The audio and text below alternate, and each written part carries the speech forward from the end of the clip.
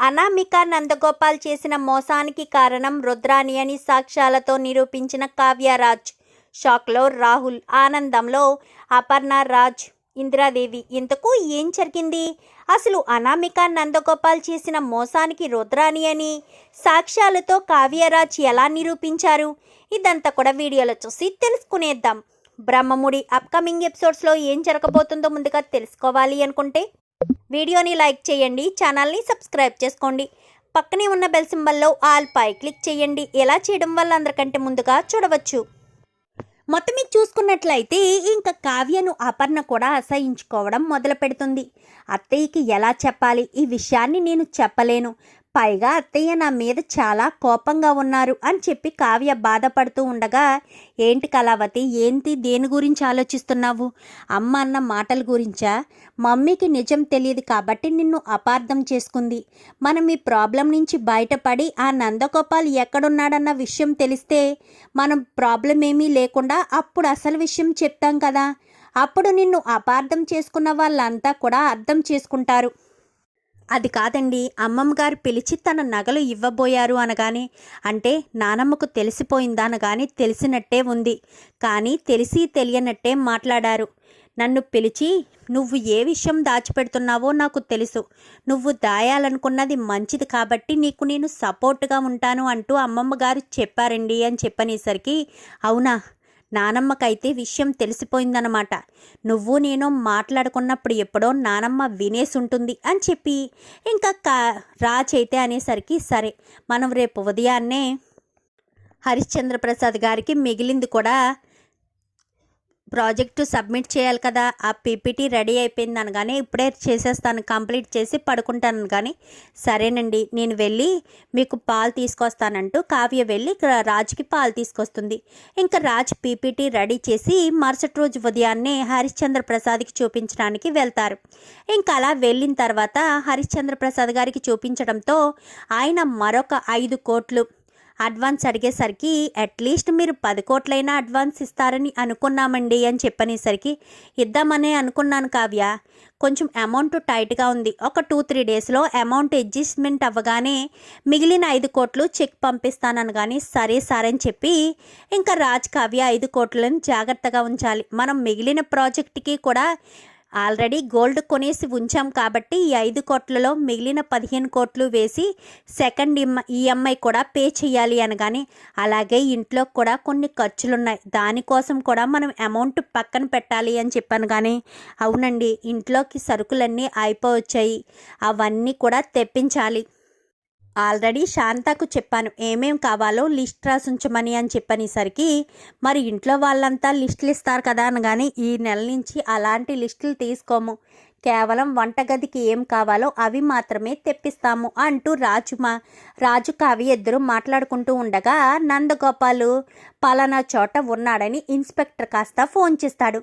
ఏంట్రా నువ్వు చెప్పేది నిజమనగానే, అవును, ఈసారి మాత్రం మిస్ చేయొద్దు రాజు, ముచ్చటగా 3వ సారి దొరికాడు, ఈసారి మిస్ అయితే ఎందుకో నా మనసు హెచ్చరిస్తుంది, ఇంక ఈసారి వీడి ఇండియాలో ఉండడేమోనని అని చెప్పనేసరికి, సరే సరే ఈసారి అస్సలు మిస్ చేయను, లొకేషన్ పంపించు, ఇప్పుడే నేను వెళ్తానని, మీతో పాటు నేను కూడా వస్తానని ఇన్స్పెక్టర్ కూడా బయలుదేరతాడు. ఇంకా వాళ్ళ ముగ్గురు కొంతమంది కానిస్టేబుల్తో బయలుదేరతారు.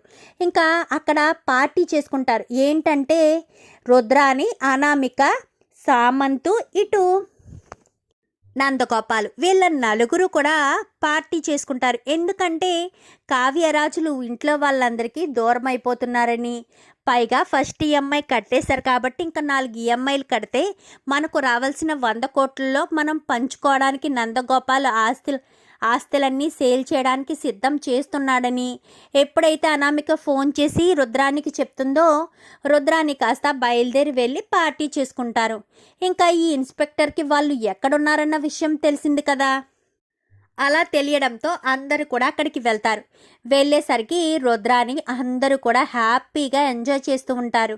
రాహుల్ని తీసుకెళ్లకుండా రుద్రాని వెళ్ళదు. కానీ రాహుల్ ఎలాంటి వాడో తెలిసిన తర్వాత ఈ విషయం గురించి రాహుల్కి ఎట్టి పరిస్థితుల్లో చిన్నది కూడా లీక్ చేయకూడదన్న ఉద్దేశంతోనే రాహుల్ని ఈ ప్లాన్లో ఇన్వాల్వ్ చేయదు రుద్రాని. ఇన్వాల్వ్ చేయకుండా ఉండేసరికి ఫోన్ చేస్తాడు రాహుల్. మమ్మీ ఎక్కడికి వెళ్ళావు, ఏ పార్టీకైనా వెళ్ళావా, నన్ను తీసుకువెళ్లకుండానే వెళ్ళావా అంటూ మాట్లాడేసరికి అర్జెంట్ పనుండి నేను వెళ్ళాను అంటూ రుద్రాని చెప్తుంది. ఇంకా అందరూ కూర్చుని హ్యాపీగా మాట్లాడుకుంటారు. మొత్తానికైతే కావ్యరాజ్ని మంచి భలే బోల్తా కొడుతున్నాం. అయినా మాకు ఈ ఐడియా ఇచ్చింది మీరే కదా ఆంటీ. మీరే కనుక మా వెనక లేకపోయి ఉంటే ఎంత చేసేవాళ్ళం కాదు కదా అంటూ మాట్లాడుకుంటూ ఉంటారు. ఈ మాటలన్నీ కూడా రాజ్ కావ్య ఇద్దరు కూడా, కావ్య తన ఫోన్లో వీడియో తీస్తుంది. వీడియో తీసేసరికి ఒక్కసారిగా రాజ్ కూడా, ఏంటి ఈ ప్లాన్లు వెనక ఉన్నది మా అత్త అని చెప్పాను, కానీ మీ అత్తని మీరు చాలా తక్కువ అంచనా వేశారు. మీది అత్త ఎలాంటిదో ఎప్పటికైనా అర్థమైందనుకుంటా. పైకి కామెడీ విలన్లా కనిపించిన మీ అత్త ఎంత దుర్మార్గురాలో చూసారా. ఏకంగా 100 కోట్లు కెసర పెట్టింది. ఈ సామంతు, అనామిక, నందగోపాల్ వెనక ఉండి నడిపించిన సూత్రధారి పాత్రధారి మీ అత్తేనన్న విషయం మీకు తెలిసిందనుకుంటా అనగానే, తెలిసింది, బాగా తెలిసింది. ఈ వీడియో అంతా ఉపయోగపడుతుంది. ఇంట్లో వాళ్ళందరి ముందు మా అత్త తప్పు చేయలేదు అని అంటూ ఉంటుంది కదా ధాన్యలక్ష్మి పిన్ని. ధాన్యలక్ష్మి పిన్నికి సాక్ష్యంతో సహా ఉండాలి అని చెప్పనేసరికి ఈలోపు పోలీసులందరూ కూడా చుట్టుముచ్చడంతో రుద్రాన్ని కాస్త అక్కడి నుంచి పరుగున పారిపోతుంది.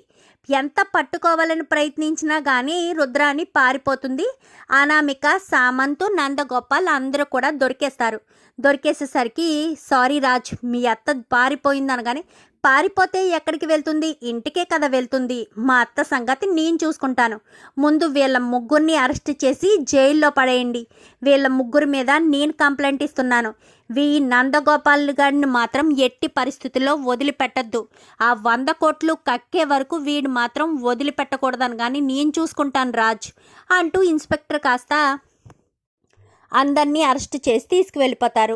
ఇంకా రుద్రాని, రాజు, కావ్య ఇద్దరు నన్ను చూడలేదు, నేను గబగబా ఇంట్లో ఉన్నట్టు క్రియేట్ చేసి ఇంట్లోకి వెళ్ళిపోవాలి అని గబగబా లోపలికి వెళ్ళిపోయి ముసుగుతన్ని పడుకుంటుంది. మరుసటి రోజు ఉదయాన్నే రాజ్, కావ్య ఏమీ ఎరగనట్టుగానే హాల్లోకి వస్తారు.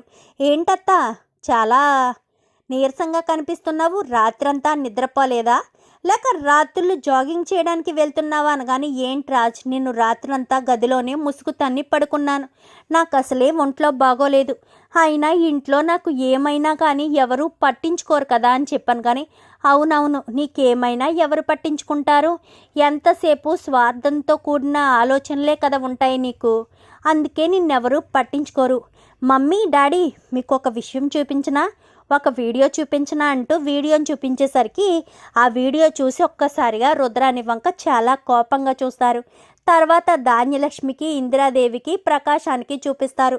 వాళ్ళు కూడా చాలా కోపంగా చూస్తారు.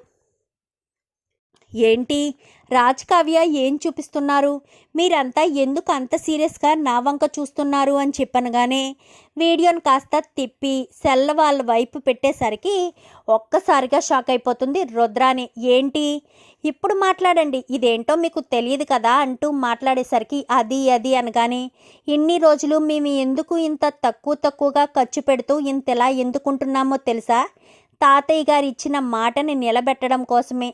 కానీ నిజానికి వాడు నిలబెట్టాలన్న ఉద్దేశంతో ఉన్నా కానీ కావాలని తాతయ్య గారు మాట ఇచ్చారని, తాతయ్య గారు కోమాలో ఉన్నారని ఈ రుద్రాని అని చెప్పనేసరికి రాజ్ అనగానే, నోరు మూసేయి, ఇంకొక మాట మాట్లాడితే మాత్రం అస్సలు ఊరుకోను.